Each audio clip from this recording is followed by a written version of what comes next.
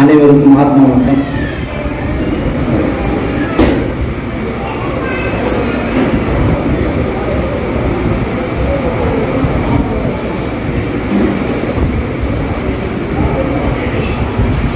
எனக்கு முன்னதாக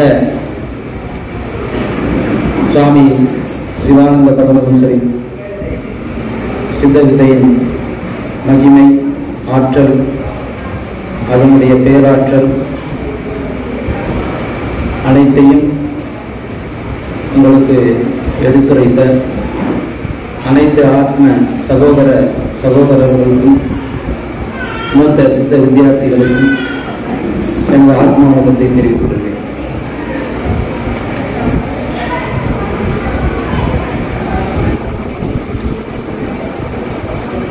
சென்னை சித்த வித்தை அபியாச நிலைய அறக்கட்டளையின் 23ஆம் ஆண்டு நிறைவு விழா மற்றும் 24ஆம் ஆண்டு துவக்க விழா. இது ஒரு பெரும் முயற்சி, நீண்ட முயற்சி, நிறுத்த முடியாத ஒரு முயற்சி, பகீரத பிரயத்தனம் என்று சொல்லக்கூடிய இது ஒரு பெரும் முயற்சி. 23 ஆண்டு காலம் என்பது என்னுடைய வயதில் பாதி. அதற்கு முன் 20 வருஷம் நான் என்ன பண்ணிட்டு இருந்தேன்னு எனக்கே தெரியாது. அதற்கு பின் 23 வருஷம், கிட்டத்தட்ட 25 வருஷம் ஆச்சு நான் வித்தை வாங்கி. கரெக்டா ஒண்ணு பண்ணிட்டு இருக்கோம். இப்ப எனக்கு தெரியும், சரியா ஒண்ணு நம்ம பண்ணிட்டு இருக்கோம் அப்படின்றது தெரியும். அந்த சரியான ஒன்றை நாம் மட்டும் செய்வதா, இல்லை நம்மை சார்ந்தவர்களையும் சேர்த்து செய்ய வைப்பதா என்கிற சிந்தனை எனக்கு ஏற்பட்டதில்லை.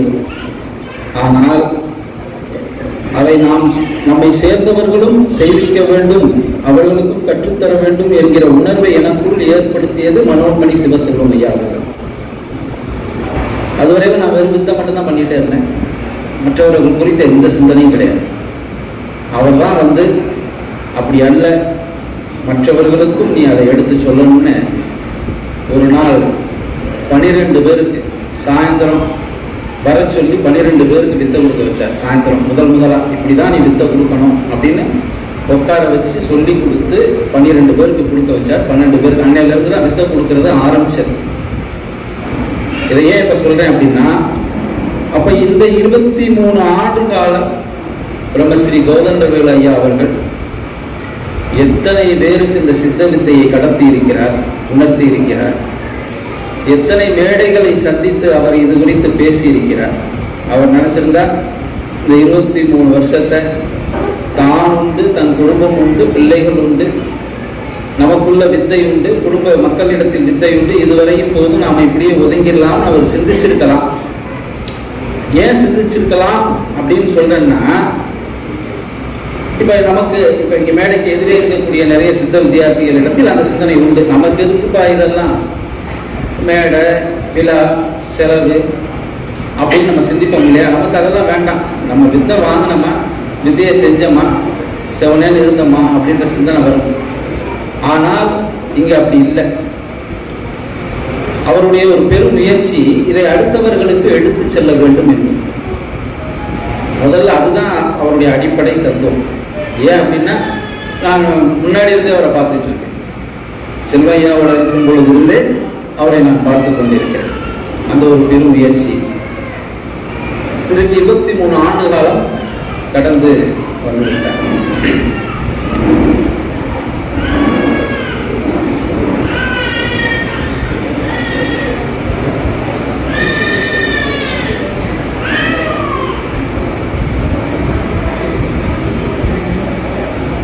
இல்ல கணக்குல இல்லாதது ஒரு கணக்குல இருக்கும். அதனால கேட்டேன். கிட்டத்தட்ட 1000 பேருக்கும் மேற்பட்டவருக்கு வித்தை கொடுத்திருக்கிறேன். ஒரு 5 வருஷம் இந்த மனமே ஒரு நிலையம் நடத்துறதுக்குள்ள நமக்கு எல்லாம் பிடிங்கிருச்சு. இங்கிட்டு அப்படி ஒரு திணறல். அதாவது எனக்கு இப்ப என்ன தோணுதுன்னா, இந்த உலகத்திலேயே மிகச்சிறந்த செயல் எது என்றால் சித்த வித்தை செய்வது மிகச்சிறந்த செயல், மிக ஈஸியான செயலும் அதுதான். நிலையம் நடத்துவதை விட உட்கார்ந்து செவனேன்னு ஜெபம் பண்றதுதான் இந்த உலகத்திலே ஈஸியான வேலை. அது நமக்கு சாமி கொடுத்திருந்தாலும் என்ன செய்யறது, எங்களை மாதிரி திமிர் பிடிச்ச ஆட்களை எல்லாம் பிடிச்சு சாமி கட்டிப்பட்டு வச்சுட்டார். இவங்க எல்லாம் அடங்காதவங்க. இவங்க என்ன செய்யணும், இங்க வா, உனக்கு ஒரு பொறுப்பு குடி, சென்னை சித்த வித்தியை அபியாச நிலையம், நவநீத கிருஷ்ணனுக்கு ஒரு பொறுப்பு குடிங்கவா. நீங்க எல்லாம் யார் சொல்லும் கேட்க மாட்டீங்க. இந்த யாரு சொல்லும் கேட்காத அன்புல நினைச்சிருக்கிறேன், யாரு சொல்லும் கேட்காத ஆளுகளை எல்லாம் பிடிச்சு பொறுப்பை கொடுத்து, அப்பெல்லாம் அப்படிதான் நடக்கும். ரொம்ப கத்திக்கிட்டு இருக்கவனை பிடிச்சு, வா நீ தான் துணைத் தலைவர், உட்காரு, அவன் பேசாம நான் தான் தலைவரா, சரி நான் அமைதியா இருந்தேன் அப்படின்னு. அப்படித்தான் எங்களை சாமி வைத்திருக்கிறார். ஆனால் உங்களை எல்லாம் சாமி சுதந்திரமாக வைத்திருக்கிறார். நீங்க இப்ப நினைச்சா உட்காரலாம், அவர் என்ன பேசிட்டே இருக்காரு, நம்ம மாட்டுக்கு போவோம் நினைச்சா போகலாம். நான் உங்களை கேட்க முடியாது, ஏன் அவரை சேர விட்டு எந்திரிச்சு போறாரு அப்படின்னு நான் கேட்க முடியுமா? அது உங்களுடைய சுதந்திரம். நான் இப்ப பேசிட்டே இருக்கும் போது நான் இப்படி இறங்கி போனா என்ன செய்வீங்க? பைத்தியம் பேசி இப்படி இறங்கி போயிட்டா நீங்க சொல்லுவீங்க, அதை நான் கேட்டுதான் ஆகணும் இல்லையா? அப்ப எங்களை அவருடைய கண்ட்ரோலில் வைத்திருக்கிறார், கட்டுப்பாட்டில் உங்களை சுதந்திரமாக வைத்திருக்கிறார். ஏன் அவருடைய கண்ட்ரோல்ல எங்களை வச்சிருக்காருன்னா உங்களுக்காக வச்சிருக்காரு. ஏன்னா நீங்க எங்கேயாவது திசை மாறி தடம் மாறி மயங்கி மதிமயங்கி திரும்புகிற இடத்தில் எல்லாம் இது மாதிரி விழாக்கள் நிற்கும். எங்கெல்லாம் அப்படி தயங்குறீங்களோ, கவர்ந்து போறீங்களோ, தாழ்ந்து போறீங்களோ, அப்பெல்லாம் என்னப்பா இன்னைக்கு கோதண்டவேல் ஐயா விழா வச்சிருக்காரு, சரி போவோம், போய் உட்காரும். அவர் வித்த பண்ணி 2 மாசம் ஆயிருக்கும், வீட்டுல ஏதாவது ஒரு பிரச்சனையா இருக்கும், சரி போய் உட்காருவோமே, வந்துருப்பாரு, உட்காருவாரு. இப்ப பேசினாங்கல்ல, ஏதாவது ஒரு வார்த்தை உள்ள போய் சுடும். அது அவர் பேசுனதோ, அன்பழகன் ஐயா பேசுனதோ, நவநீத கிருஷ்ணன் ஐயா பேசுனதோ, நம்ம பழனி ஐயா பேசுனதோ அல்ல. இந்த பின்னாடி உட்காந்துருக்காரு பாருங்க, 2 மாசமா கஷ்டப்பட்டு ஒருத்தங்க உட்காந்துருக்கான். அதனால இந்த வார்த்தையை நீ அவனுக்காக சொல்லணும்னு அவர் எடுத்து கொடுக்குறாரு. அதனால அந்த வார்த்தை வருகிறது. வந்தவர் என்ன செய்யறாரு, போய் ஒழுங்கா சொல்லிட்டோம், சாமி சொல்லிட்டாரு. அங்க எல்லாம் மறைஞ்சு போச்சு, அடையாளங்கள், பேர் அடையாளம் எல்லாம் மறைஞ்சிருச்சு. நான் விழாவுக்கு போனேன், சாமி எனக்கு பதில் கொடுத்தார், அந்த வார்த்தையை நான் கேட்டேன், இனி நான் ஒழுங்கா ஜெபம் செய்வேன். அது மாதிரி இடங்களில் இந்த விழாக்கள் நமக்கு கை கொடுக்கிறது. எவ்வளவு பிரச்சனையை தாண்டி வந்திருப்பாரு கோதண்டவேல் ஐயா இல்லையா? பத்திரிகை வைக்க வந்தாருங்க. மேல அந்த நிலையத்தினுடைய தலைவர், அவங்க பொறுப்பாகிய பொருளாதார இவங்கெல்லாம் சேர்ந்து வந்தாங்க. வந்த உடனே அப்படியா வாங்கன்னு சொல்லிட்டு அப்புறம் அவர் சொன்னாரு, ஐயா கார்ல இருக்காரு, கீழே இருக்காங்க.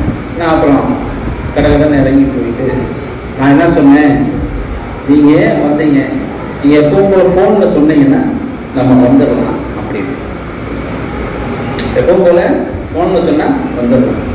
அவர் ஒண்ணுமே சொல்லல, நான் அழைப்பதுதான் சிறப்பு, வேற ஒண்ணும் இல்லை. மேலதான் வர முடியலையே தவிர நான் கார்லயே உட்காந்துருக்கேன் அப்படின்னு சொன்னார். அவருடைய வயசுக்கு அவரு நேர்ல வந்துதான் சில விஷயங்களை செய்ய வேண்டும் என்று இந்த வயதிலே அவர் முற்பட்டு அதை செய்யறார். அது பாராட்டக்கூடியது. இப்ப என்னால நடக்க முடியும், ஓட முடியும், ஆனா நான் சில இடங்களுக்கு போன் பண்ணி தான் பேசுறேன் இல்ல. அப்ப அது எங்க இருக்கு, இது எங்க இருக்கு? இது ஒரு முன்னுதாரணமாக நம்ம எடுத்துக்கணும். அவருடைய பெரும் முயற்சி, பகீரத பிரயத்தனம், சாமி மட்டும் செய்யல. இன்னைக்கு நிலையங்கள் யார் யார் வச்சிருக்காங்களோ அவங்க எல்லாரும் சாமி செய்த பகீரத பிரயத்தனத்தை தொடர்ந்து செய்து கொண்டிருக்கிறோம். நிலையங்கள் யார் யார் வைத்திருக்கிறார்களோ அவர்கள் எல்லாம், நிர்வாகிகள் எல்லாம், அவங்க சித்த வித்தியார்த்திகள் தான், அடையாளத்துக்காக அதை சொல்றோம். அவர்கள் எல்லோருமே பகீரத பிரயத்தனம் செய்து கொண்டுதான் இருக்கிறார்கள். எதற்காக? மார்க்கத்திற்காக. அதாவது சுயநலம் என்பது 6 மணி ஆனா 12 மணி ஆனா காலையில 3 மணி ஆனா ஜபம் செய்வது அது சுயநலம். அது எனக்கு நான் மோட்சத்திற்காக நான் செய்து கொள்வது அது சுயநலம். அது உனக்கு செய்த மார்க்கத்துக்கு நீ என்ன செஞ்ச, மற்றவர்களுக்கு வழிகாட்டுல. அதான் சாமி இருக்காரு, யாரு இல்லைன்னா இருக்காரு, எல்லாருக்கும் தெரியும். அதான் சாமி நிறைய சொல்லியிருக்காரு யாரு இல்லைன்னா. அப்படி எதுக்கு நீங்க, சாமி இருக்காரு நிறைய சொல்லியிருக்காரு, நீங்க யாராவது கேட்குறீங்களா? கேட்கல இல்ல. நீங்கள் கேட்கும் வரை நாங்கள் சொல்லிக் கொண்டே இருப்போம், அது எங்களுடைய கடமை. நீங்கள் கேட்கும் வரை நாங்கள் சொல்லிக் கொண்டே இருப்போம், அது எங்களுடைய கடமை. யாருக்காக? உங்களுக்காகவா? இல்ல. எங்க தகப்பன் அப்ப ஆதியில கத்தி கத்தி கூவி கூவி சொன்னார் இல்லையா, அவர்களுடைய பிள்ளைகள் நாங்கள் அல்லவா. அதே கூவுதலையும் கத்துதலையும் நாங்களும் செய்து கொண்டே இருப்போம், அது எங்களுடைய கடமை. நீங்க கேளுங்க, கேட்கலாம். ஆனா நாங்க ஒரு விஷயத்துல தெளிவா இருக்கோம். என்ன? 1 நேரம் சுயநலமாக ஜெபித்து உங்களுக்கும் சேவை செய்து நாங்க எங்க போயிடுவோம்? மோட்சத்துக்கு போயிடுவோம். நீங்க இப்படியே கேட்டுட்டு இருப்பீங்க அப்படின்னா அது சிந்திக்க வேண்டிய விஷயம். அதனால் உங்களுக்காக ஏற்படுத்தப்பட்ட நிலையங்கள் தான். நான் ஏற்கனவே பல மேடைகளில் சொல்லுவேன், ஒரு நிலையம் திறப்பதும் சாமிதான், ஒரு நிலையத்தை மூடுவதும் சாமிதான். அதுல சத்தியம் இருக்கு. அவர் நினைச்சா திறந்து வைப்பாரு, அவர் நினைச்சா வேணாம் மூடி அப்படி மூடணும், இதுவும் சாமிதான். இந்த பகீரத பிரயத்தனம் ஐயா பேசும்போது நான் நிறைய கவனிச்சிருக்கேன். அவருடைய பேச்சுல நான் நிறைய இடங்கள்ல கவனிச்சது, அவர் அடிக்கடி சொல்வார், சாமி இந்த சித்த வித்தையை பகீரத பிரயத்தனம் செய்து கண்டுபிடித்தார், கொண்டு வந்தார் என்று அவர் நிறைய இடங்கள் அந்த வார்த்தையை பயன்படுத்தி இருக்கிறார். அது என்ன பகீரத பிரயத்தனம் அப்படின்னா, ஒரு முயற்சி. எதற்கான முயற்சி? ஒரு செயல். என்ன செயல்?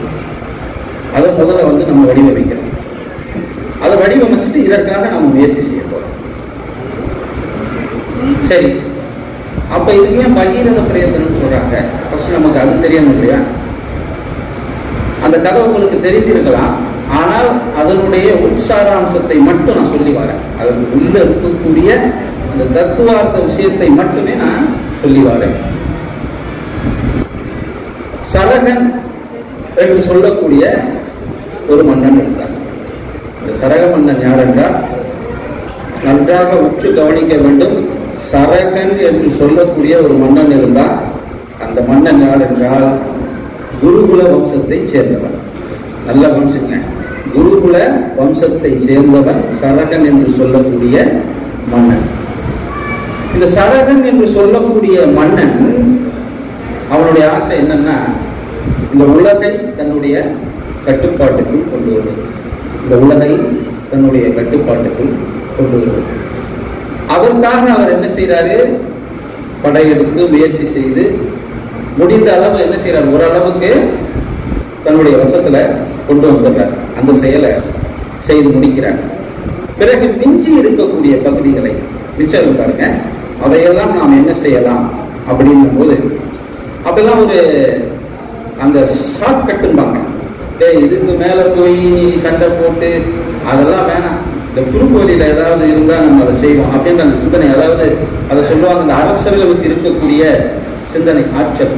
ஷார்ட்கட்ல போயிட்டு நம்ம எப்படி இதெல்லாம் பிடிக்கலாம் அப்படின்னும் போது, அஸ்வமேத யாகம் அப்படின்னு சொல்லக்கூடிய ஒரு யாகத்தை நடத்தி மிச்சம் இருக்கக்கூடிய நாடுகளை நாம் கைப்பற்றிடுவோம் அப்படின்னு அவர் முயற்சி செய்யறார்.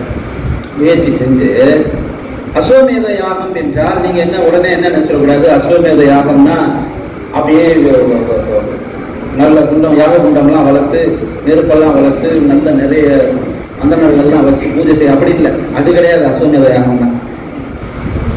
ஒரு குதிரையை, அரசனுக்கு பழக்கப்பட்ட ஒரு குதிரையை, அரசன் எதில் படைக்கு செல்வாரோ, அரசன் சொல் கேட்கக்கூடிய குதிரை எதுவோ, நல்லா கவனிக்கணும் இந்த வார்த்தையெல்லாம், அரசன் சொல் கேட்கக்கூடிய குதிரை எதுவோ, அரசனோடு பயணிக்கக்கூடிய குதிரை எதுவோ, அந்த குதிரையை தட்டி கொடுத்து அதனுடைய காதில் சொல்லி ஓட விடுவார். அந்த குதிரை எந்த நாடெல்லாம் கடந்து போகிறதோ அந்த நாடெல்லாம் அரசனுக்கு சொந்தம். எந்த நாடெல்லாம் கடந்து போகிறதோ அந்த நாடெல்லாம் அரசனுக்கு சொந்தம். நீங்க நல்லா கவனிங்க. அந்த குதிரை வெள்ளை குதிரை, வெள்ளையில இருக்கும் அந்த குதிரை. கலர் குதிரையெல்லாம் அனுப்ப மாட்டாங்க, அந்த வெண்ணிற குதிரையை தான் அனுப்புவாங்க. இங்க எத்தனை வெள்ளை குதிரை இருக்கு? சாமியா வெள்ளை டிரஸ் கொடுத்தாரு.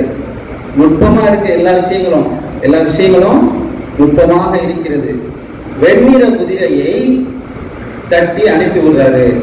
அந்த குதிரை என்ன செய்யுது? அப்படியே கடந்து போகுது. பல நாடுகளை கடந்து போக போக போக ஒவ்வொரு நாடும் அவருடைய வசம் வந்து கொண்டே இருக்கிறது. இந்த குதிரையை யாரும் நம்மளுடைய நாட்டை பிடித்து விடுவார்கள் என்ற பயத்தில் இடையிலேயே அதை கொல்லக்கூடும். எங்கேயாவது நம்ம நாட்டை கடந்துருச்சுன்னா நாடு பறிபோயிடுன்ற பயத்துல இதை எவனாவது ஏதாவது பண்ணிடுவான்னு சொல்லி இவர் என்ன செய்யறாரு, முன்னேற்பாடாக 60,000 பேர், அதை சொல்லும் போது என்ன சொல்றாங்கன்னா 60,000 பிள்ளைகள் அவருக்குன்னு சொல்றாங்க. யாருக்குமே 60,000 பிள்ளைகள் இருக்க வாய்ப்பே கிடையாது. அது நீங்க கதையில கேட்டுக்கெல்லாம் சொல்ல சந்தோஷமா இருக்கும். 60,000 பிள்ளைன்னா கொடுத்து வச்ச வேண்டான்னு அப்படியெல்லாம் கிடையாது. 60,000 பேர் நியமித்து அந்த 60,000 பேரையும் என்ன செய்யறாரு, டேய் குதிரைக்கு பின்னாடியே நீங்க என்ன செய்யுங்க, போங்க, எவனாவது எங்கேயாவது குதிரையை போட்டு தள்ளிடுவான், நீங்க போங்கன்னு சொல்லி. அவர்களுடைய வேலை தூங்கக்கூடாது. நல்லா கேட்டுக்குங்க, அவர்களுடைய வேலை என்ன, தூங்கக்கூடாது, விழிப்புணர்வோடு இருக்கணும். எந்த நிமிடம் வேணாலும், ஏன்னா குதிரை தூங்காது, குதிரை தூங்காது, நல்லா உள்ள வாங்கிட்டே வாங்க, குதிரை தூங்காது. எந்த நேரமும் விழிப்புணர்வோடு அந்த 60,000 பேரும் குதிரை எங்கு நிற்கிறதோ, திரும்ப நின்ற இடத்திலிருந்து எங்கு பயணத்தை ஆரம்பிக்கிறதோ அங்கேயே அவர்களும் என்ன செய்கிறார்கள், தூங்காமல் மாறி மாறி ஷிஃப்ட் போட்டு 60,000 பேர்னா 30,000 பேர், அடுத்து 30,000 பேர், இப்படி மாறி மாறி மாறி மாறி அவர்கள் அந்த பணியை செய்து கொண்டு வருகிறார்கள். ஒரு நாள் திடீரென்று குதிரை காணாமல் போயிடுச்சு. குதிரை என்ன ஆயிடுச்சு, காணாமல் போயிடுச்சு. இப்ப மன்னனுக்கு செய்தி போது, குதிரை இத்தனை நாடுகளை கடந்தது, இன்னும் இத்தனை நாடுகள் இருக்கு, குதிரையை காணவில்லை. எப்படிடா காணா போச்சு, 60,000 பேர் நான் அனுப்பிச்சேன்ல, என்ன செஞ்சீங்க நீங்க, அதுதான் ஷிஃப்ட் போட்டு அனுப்பிச்சேன், 30,000 பேர் நைட்டு தூங்கிக்க, 30,000 பேர் முடிச்சுக்க, மாறி மாறி நீ என்ன செய்ய, வேலையை பாரு, நான் அனுப்பிச்சேன்ல, எப்படி காணா போச்சு, கண்ணுக்கே தெரியவில்லை, அந்த குதிரை எப்படியோ மறைந்து விட்டது அப்படின்னு பதில். இந்த குதிரை வரணும், நாடு பிடிச்சாச்சுன்னா மிச்ச நாடு இருக்கு, குதிரை வரணும். இப்ப என்ன சொல்லிட்டாரு, நீங்கள் எல்லோரும் குதிரையை கண்டுபிடிங்க, பிடிச்ச நாடு வரையும் போதும், முதல் குதிரையை கண்டுபிடிங்கள் அப்படின்னு சொல்லிட்டார். இப்ப இவங்க எல்லாம் என்ன செய்யறாங்க, குதிரைய கண்டுபிடிக்கிறதுக்காக பல முயற்சிகள் எடுத்து பல மாதங்களாக வருடங்களாக தேடி தேடி தேடி தேடி தேடி கடைசியாக ஒரு முனிவரிடம் போய், என்னப்பா நீங்க இத்தனை பேர் இப்படியே சுத்திட்டே இருக்கீங்க, என்னையா கதை உங்க கதை, என்னதான் வேணும் உங்களுக்கு அப்படின்னு. இல்ல சாமி, இந்த மாதிரி சரக மகாராஜா அஸ்வமேத யாகத்துக்காக குதிரை அனுப்பிச்சாரு, இத்தனை நாடை பிடிச்சாச்சு, இத்தனை நாடு மிச்சம் இருக்கு, அதுக்கடையில் குதிரையை காணா, எங்களை எல்லாம் அவர் சும்மா விட மாட்டாரு அப்படின்னமோ.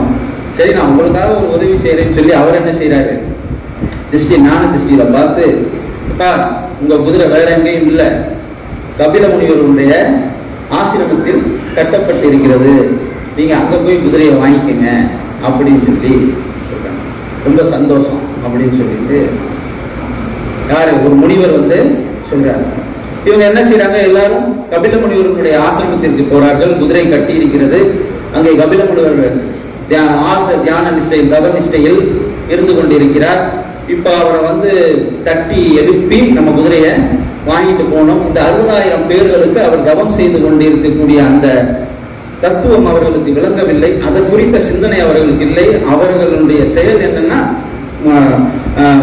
இந்த குதிரையை நாம கொண்டுட்டு போகணும், அவ்வளவுதான் அவர்களுடைய சிந்தனை. அப்ப என்ன செய்யறாங்க, கபில முனிவரை சத்தம் போட்டு அவருடைய நிஷ்டையை கலைக்கிறார்கள். கலைக்கும் பொழுது அவர் கோபத்தோடு திரும்பி கண்களை திறந்து, நல்லா கவனிக்கணும், கோபத்தோடு திரும்பி கண்களை திறந்து அப்படி பார்த்தவுடன் 60,000 பேரும் அந்த இடத்திலேயே எரிந்து சாம்பலாயிட்டான்.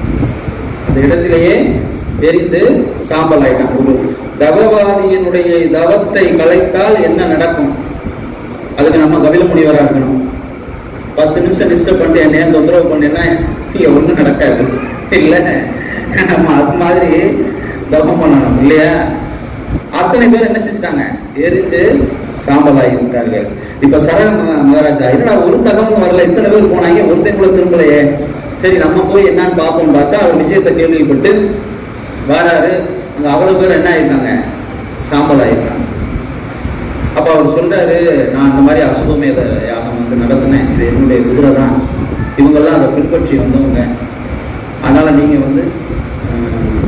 ஏதாவது கன்சிடர் ஏதாவது பண்ணி நீங்க எனக்கு இது பண்ணணும் அப்படின்னமோ அவர் அதெல்லாம் செய்ய முடியாது. அப்ப அதெல்லாம் செய்ய முடியாது. அவர்கள் என்னுடைய தவத்தை கலைத்து விட்டார்கள். வேற என்னதான் செய்வது? இந்த குதிரையை வாங்குவதற்கு உனக்கு தகுதி இல்லை, நீ கிளம்பலாம் நான் சொல்லிட்டாங்க. இப்ப அவர் போய் என்ன செய்யறாரு? அடுத்தடுத்து வரக்கூடிய தன்னுடைய பிள்ளைகள் பேரன்கள் எல்லாரும் என்ன செய்யறாரு? கபில முனிவர்கிட்ட அனுப்பிக்கிட்டே இருக்காரு. போய் குதிரையை வாங்கிட்டு வாங்கடா, குதிரையை வாங்கிட்டு வாங்கடா. ஏன் அஸ்வமேத யாகம் பாதியில் தடைபட்டால் நீங்கள் வைத்திருக்க நாடு முதற்கொண்டு ஒப்படைச்சிட்டு நீங்க என்ன செஞ்சிடணும்? வந்துடணும். இதுதான் அந்த அஸ்வமேத யாகத்தினுடைய தனி சிறப்பு. ஜெயிச்சிட்டீங்கன்னா மொத்த நாடு உங்கள்கிட்ட வந்துடும். பாதியிலே தோத்துட்டா, தடைப்பட்டுட்டா, நீங்க மொத்த இருக்கிறதெல்லாம் கொடுத்துட்டு தனிமனமா நீங்க வந்துடணும். இப்ப இவர்கிட்ட இருக்கிறத அவருடைய சொந்தங்கள், பந்தங்கள், உறவுகள், உற்றார், இந்த மாதிரி அவர் மீது நம்பிக்கை வைத்துள்ள ஆட்கள் தான் அவரோட அந்த படை வீரர்கள் இவங்கதான் இருக்காங்க. இப்ப இவருடைய பிள்ளைகளை ஒவ்வொருத்தராக அவரு அனுப்பிக்கிட்டே போறாரு. யாராலையும் அந்த குதிரையை வாங்க முடியவில்லை. இப்ப அதுக்கப்புறம் அந்த வம்சத்துல பகீரதன் சொல்லக்கூடிய ஒரு குழந்தை பிறக்கின்றது. பகீரதன் சொல்லக்கூடிய ஒரு குழந்தை பிறக்கின்றது. இந்த கதை அப்படியே மறந்து போயிற்று.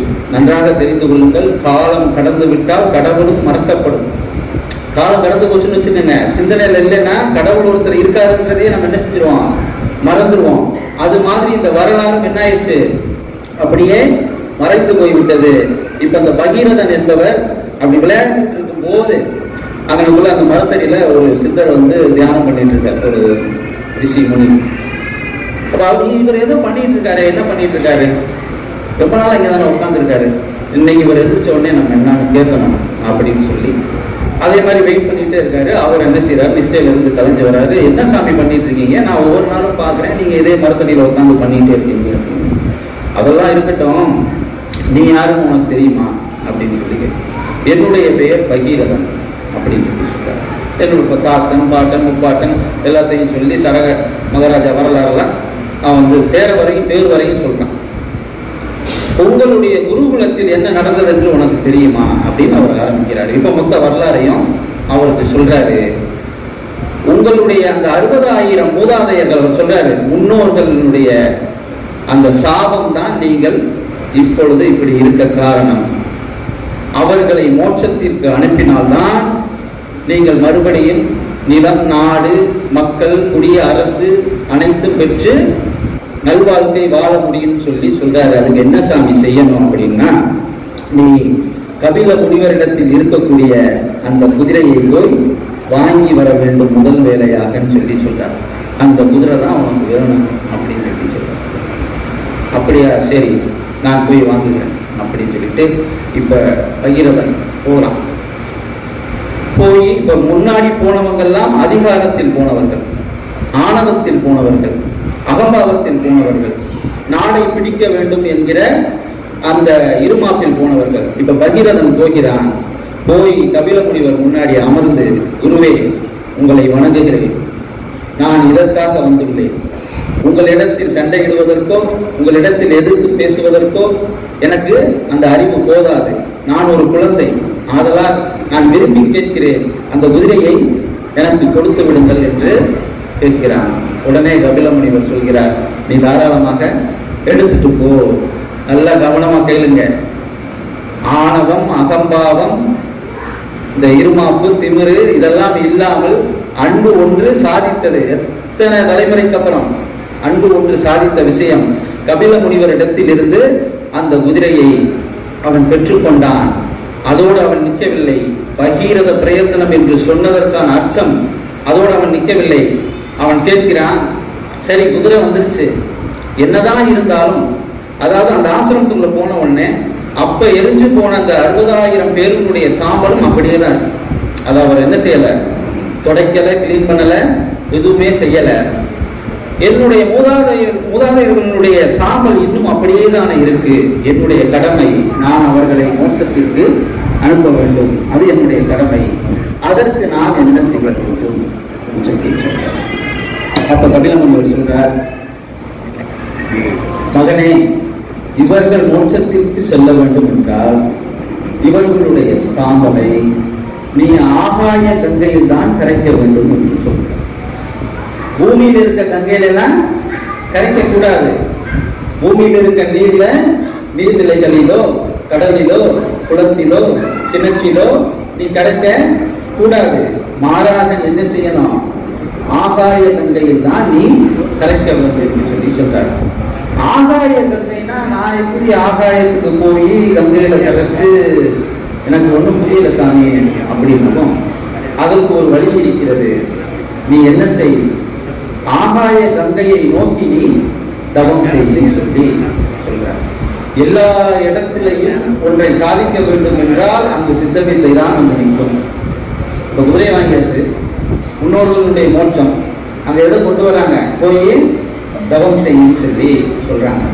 இப்ப இவரு தவம் செய்யறார். அது எப்படியான தவம் செய்ய வேண்டும்ன்றதையும் அவர் சொல்றார். பஞ்சாக்கினி தவம் நீ செய்ய வேண்டும். அதாவது பஞ்சாக்கினி தவம்னா 5 புறம், அதாவது 4 திசைகள் நமக்கு, 5 புறமும் நெருப்பு சூழ்ந்து அந்த நெருப்பின் நடுவில் நின்று ஒற்றைக்காலில் நின்று தவம் செய்து சாதித்தால் தான் இதை செய்ய முடியும் சொல்லி சொல்லிட்டார். 4 திசை, கிழக்கு மேற்கு வடக்கு தெற்கு, 4 பக்கம் நெருப்பு. இப்ப 5வது நெருப்பு இல்ல, நம்ம ஒரு சிந்தனை வரும்ல, 5வது நெருப்பு இல்லையா? அதுதான் அக்கினி நேத்திரம் என்று சொல்லக்கூடிய சாமி சொல்வார், அடிக்கடி சொல்வார். இங்க இருக்கக்கூடிய நெருப்பு அணையாத நெருப்பு, அது ஆகாய நெருப்புன்னு சொல்லி சொல்றாரு.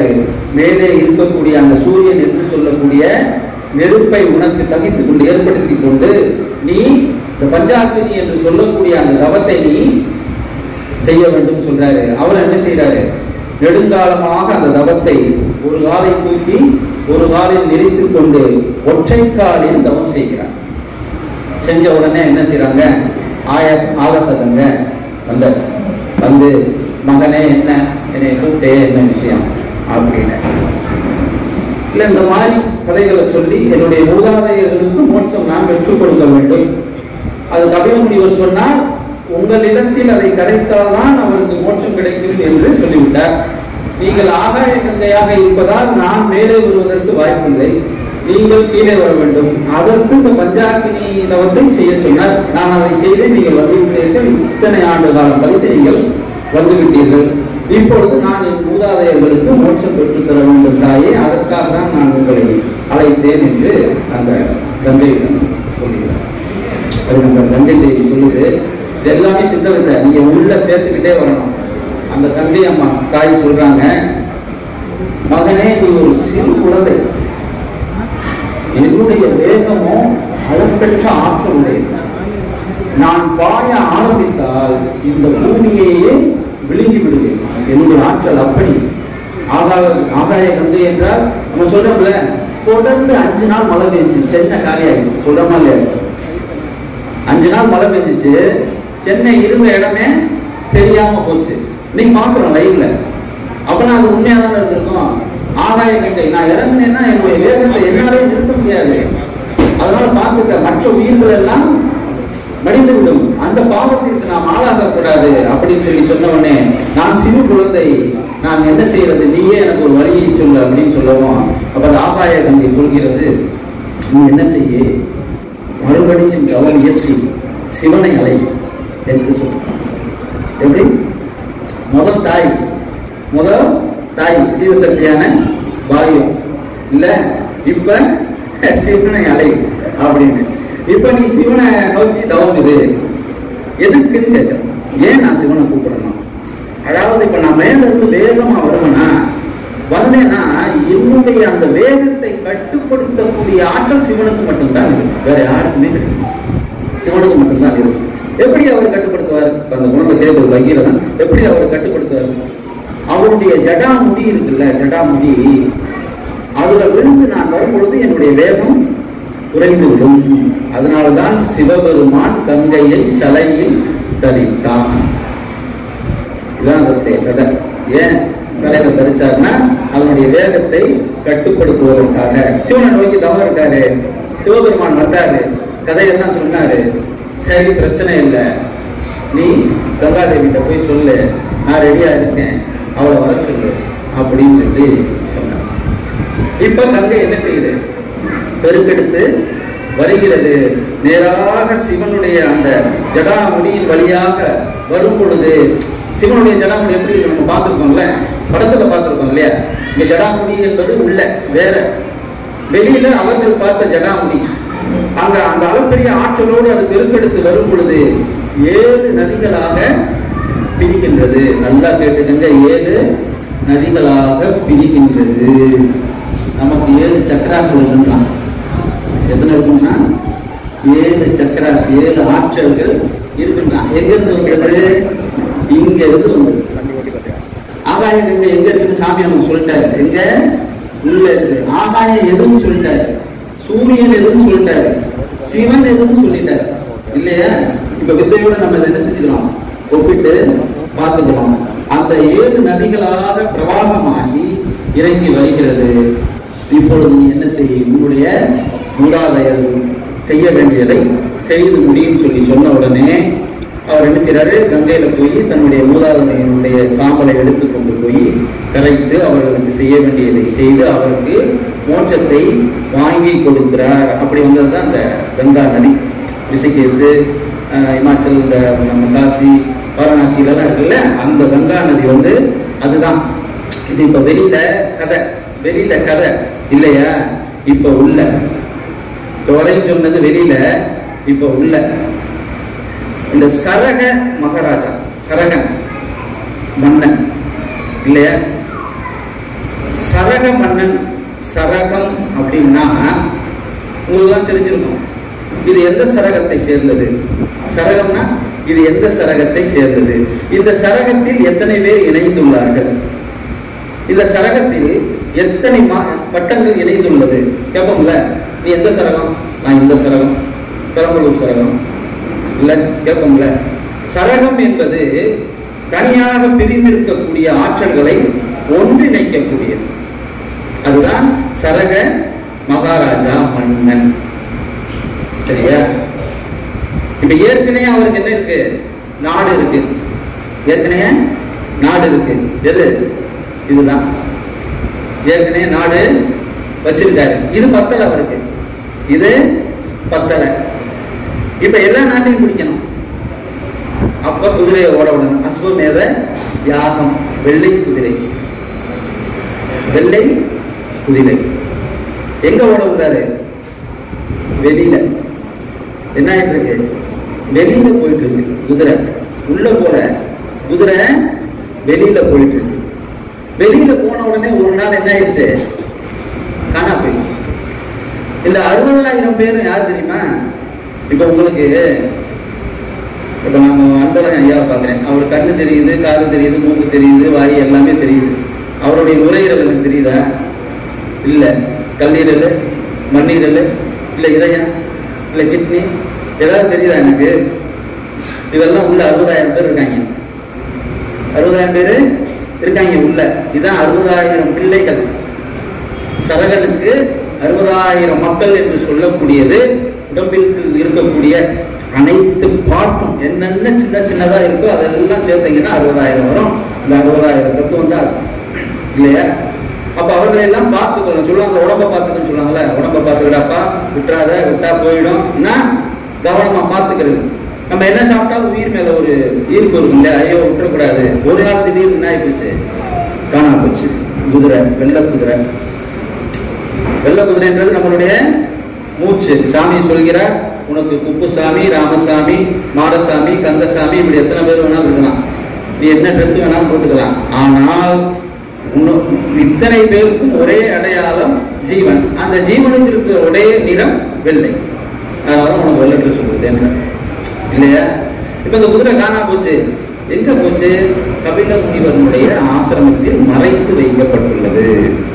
இப்ப வெளியில போனத கபில முனிவருடைய ஆசிரம் எங்க இருக்கு தெரியுமா?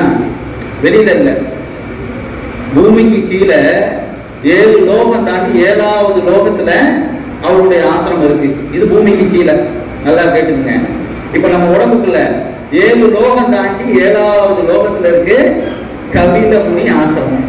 கபிலம்னா தலைப்பகுதி இல்லையா? கபாலம் இல்லையா? தலைப்பகுதி அங்க இருக்கு. இப்ப அந்த குதிரை என்ன செஞ்சுட்டாங்க, உள்ள கொண்டு போய் மறைச்சு வச்சுட்டாங்க. செத்து போயிட்டான். என்ன ஆயிடுச்சு? செத்து போயிட்டான் வெளியில, இல்லையா? இப்ப அந்த குதிரையை மீட்டு எடுக்க வேண்டும். மீட்டு எடுக்கணும்ல, திரும்பி பிறந்தால்தான் என்ன செய்ய முடியும்? மீட்டு எடுக்க முடியும். அதற்கு அவர் வரம் கொடுக்கிறார், இல்லையா? தலைமுறையாக இதுல நீங்க யார வேணாலும் சேர்த்துக்கங்க. பகீரத பிரயத்தனம் மட்டும் கிடையாது. முன்னாடி உங்களுடைய தாத்தன், கூட்டன், சித்தப்பா, பெரியப்பா, மாமா எல்லாரையும் சேர்த்துக்கங்க. எல்லாரும் ஒரு வகையில இதற்காக முயற்சி செய்தவர்கள். எதற்காக? மோட்சத்திற்காக, நம்ம எப்படியாவது முக்தி அடைஞ்சிடணும் அப்படின்ற அந்த விஷயத்திற்காக முயற்சி செய்தவர்கள். முடியல. இப்ப இந்த பரம்பரையில ஒரு நவநீத கிருஷ்ணன் வந்துட்டார், ஒரு அன்பழகன் ஐயா வந்துட்டார், ஒரு கோதண்டவேல் ஐயா வந்துட்டார், நம்ம பழனி ஐயா வந்துட்டார். இந்த பரம்பரையில நான் சொல்றது, நீங்க எல்லாருமே பகீரதம் தான் இல்ல, வந்தாச்சு. இப்ப நம்ம குதிரைய மீட்டு எடுக்கணும், இல்லையா? நம்ம கபிலமுனி ஆசிரமத்துக்கு போகணும். வழி தெரியணும்ல, சாமியா தான் சொல்லி கொடுத்தார். எப்படி போறது? எப்படி போறது? டே, நீ அகம்பாவத்தோடு, ஆணவத்தோடு, அகங்காரத்தோடு போனேன்னா, ஆமா அந்த ஆள் தரமாட்டான் குதிரைய. நல்லா கவனமா கேட்டுக்க. அப்படி திறந்து பார்த்தாங்க நீ எரிஞ்சிருவ. ஆதலால் நீ ஒழுக்கமாக, அமைதியாக, கொஞ்சம் முன்னாடி சொன்னால மனதாலும் வாக்காலும் செய்கையாலும் இதெல்லாம் இதனோடு சேர்ந்து பவ்யமாக, பக்குவமாக போய் முதலில் நீ குதிரையை வாங்கு. குதிரையை வாங்கினாத்தான் நீ பயணிக்கவே முடியும். அதுதான் சித்தவித்தை. அந்த பக்குவம், பவ்யம் அதெல்லாம் வந்தால்தான் நமக்கு என்ன கிடைக்குது? சித்தவித்தை கிடைக்குது. இப்ப அந்த குதிரைய வாங்கியாச்சு, சரியா? இப்ப இந்த முன்னோர்களுக்கெல்லாம் நாம் என்ன செய்யணும்? ஆகாய கங்கையில் அஸ்தியை கரைத்து மோட்சம் தர வேண்டும். இப்ப ஆகாய கங்கை எங்க இருக்கா? வெளியில, அங்க சொல்லியாச்சு. ஆகாய கங்கை அவர் என்ன சொல்றாரு? ஒத்த காலில் தவம் இருட்டாரு. பஞ்சாக்கனி 5 நெருப்பை சுத்தி தவம் இருட்டாரு. 5 நெருப்பு இப்ப நமக்கு உள்ள ஐம்புலன்கள் கடக்கணும்ல, தகித்து எரியுதுல்ல, இல்லையா? சரி, கண்ணை மறைச்சுக்கலாம்னா காது, காலை மறைச்சுக்கலாம்னா வாய், வாயை மறைச்சுக்கலாம்னா மூக்கு, இதெல்லாம் மறைச்சுக்கலாம்னா மண்டைக்குள்ள ஒண்ணு ஓடிட்டு இருக்கு, இல்லையா? அந்த நெருப்புல இருந்து நம்மளால தப்பிக்க முடியல. 5 நெருப்பு பஞ்சாக்கினி. ஒற்றை காலில் நின்று தவம் செய். இப்ப பாத்தீங்கன்னா இடகலை பிங்கலை 2 கதி, அதோ கதி. சாமி என்ன செஞ்சாரு? ஒரே கதியா மாத்தினாரு. கால் என்றால் காற்று. ஒற்றை கால், ஒற்ற கால நின்று தவம் செய்.